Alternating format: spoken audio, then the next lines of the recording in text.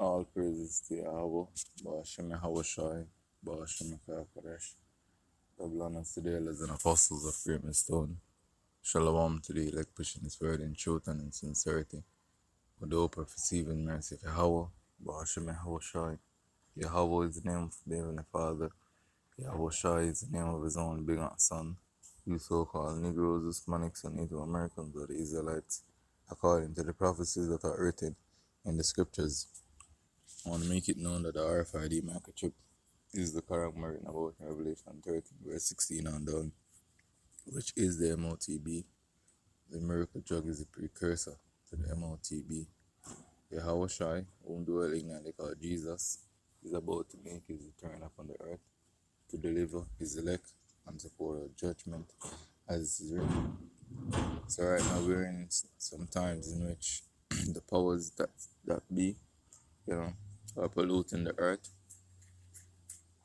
and I'm going to use various mechanisms to push their agenda across, especially this climate change narrative, But Yahweh Ba'ashem Shai of a judgment written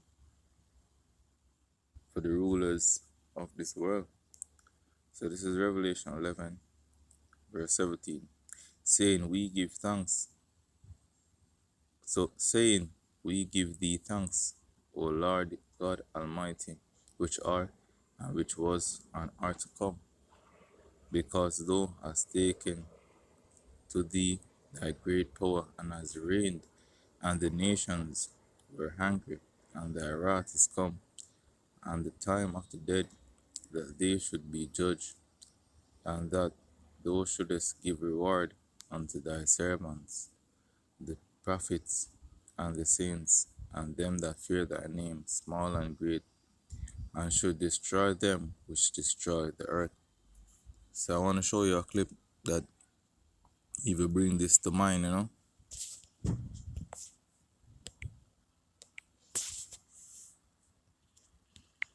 How do you like your skies, natural or man-made?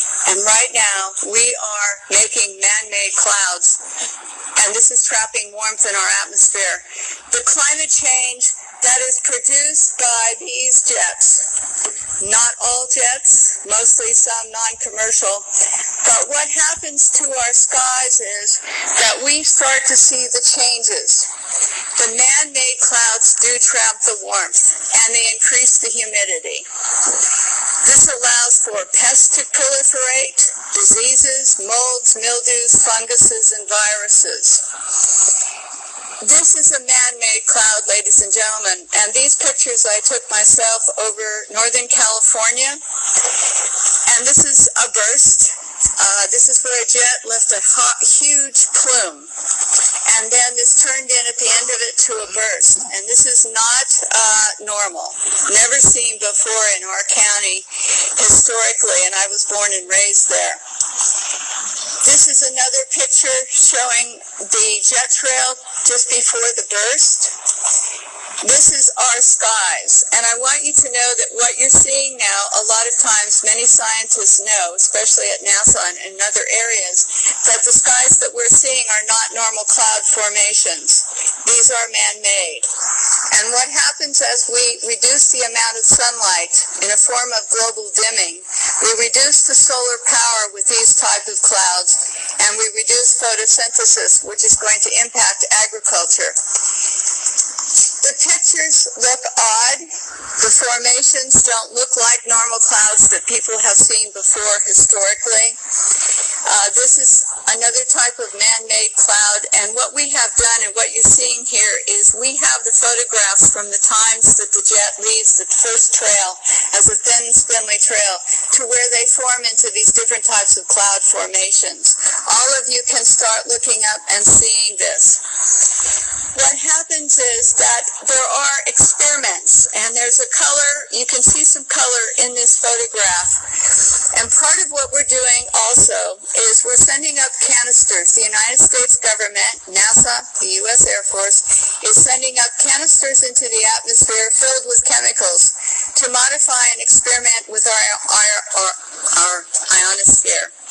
And when we modify and experiment with our ionosphere up here, we create experiments which they can see through these persistent jet contrails as they stay in the sky for long periods of time, and they can watch the experiments. The type of chemicals they are using are aluminum, barium, strontium, and these canisters are sent up on rockets, and what they do is they superheat the canisters to create experiments in our atmosphere.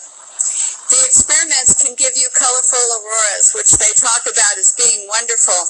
Many times people think that the auroras in Alaska and the ones we see are normal, but there's beginning to be more and more seen across the United States and elsewhere where trimethyl aluminum experiments to make clouds are beginning to impact us. The reason I am concerned for agriculture is that none of these experiments have any public oversight nor agricultural oversight. Our drinking water is impacted because the chemicals are now beginning to show up in our drinking water. In California, the State Department of Health drinking water tests were examined between 1970 and this year, and we found unusual spiking in barium, aluminum, strontium, magnesium, calcium, manganese, and all of these spiked at the same time in various drinking water supplies across the state of California and also in Arizona. So what's happening with these atmospheric tests is that aluminum, as one example, gets into, with increased pollution and acid rain, gets into the root systems of our crop trees and our trees, and it looks like the trees are dying of drought. But they're not. What happens is that the root systems can no longer absorb the water and the nutrients needed to survive. Many of our forests in Redding, California and other areas are dying. The oak trees, the redwood trees, the Douglas fir across the United States, many areas. We believe that these trees are impacted because they cannot absorb enough water because aluminum is going into their root systems. Also, molds, mildew, and fungus from warmer temperatures produced by persistent jet contrails are also allowing pests and molds to proliferate, also impacting tree health.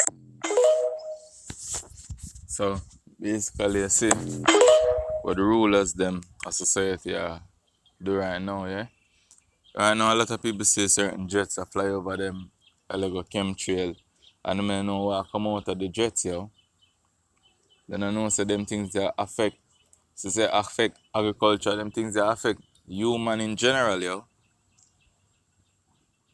You see? Because once I get into the water and people start drink that, yo, we think that the effect that I got have on people and them neurological capabilities.